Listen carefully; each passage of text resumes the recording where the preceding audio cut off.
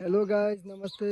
आज हामी ग्वालियर लोडासौँमा आएका छौँ। तपाईँ देख्न सक्नुहुन्छ यो लोडासौँ भट्टाड गैरीचाडी स्वामीको दरबार हो। यहाँ देख्न सक्नुहुन्छ यो धार्मिक तथा पर्यटकीय क्षेत्र हो।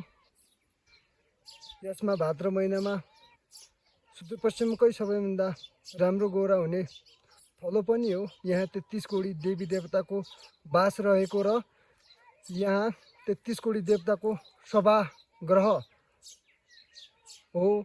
यहाँ सबै देवी देवताहरू जब हाम्रो ग्वालियर धाम उतापट्टि ग्वालियर धाम छ, जब हाम्रो ग्वालियर धाम भन्दाखेरि शिवस्वरूप र तपोभूमि पनि हो।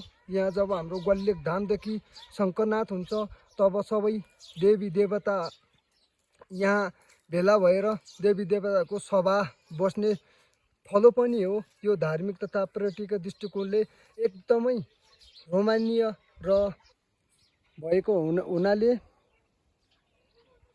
बैतडी जिल्ला लगायत सुदूरपश्चिमका विभिन्न क्षेत्रको लागि गौरा पर्वको लागि प्रख्यात पनि रहेको छ। तपाईँ देख्न सक्नुहुन्छ हामी अहिले गैरीचाडी देवाको प्राङ्गणमा छौँ।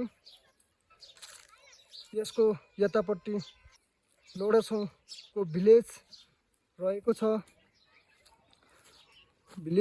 छ। यो एउटा तपोभूमि पनि हो।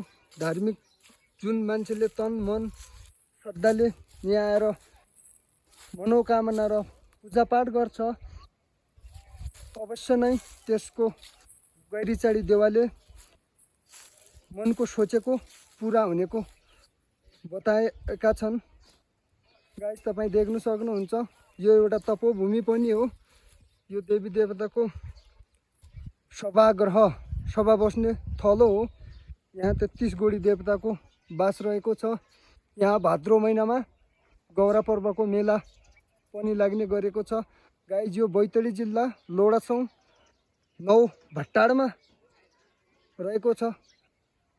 तपाईँ एकचोटि यो ठाउँमा घुम्न अवश्य नै आउनु होला। यता रोड छ, यो गिरेगडा पञ्चेश्वर रोड हो। माथि बग्लेखान स्कुल रहेको छ गाइस।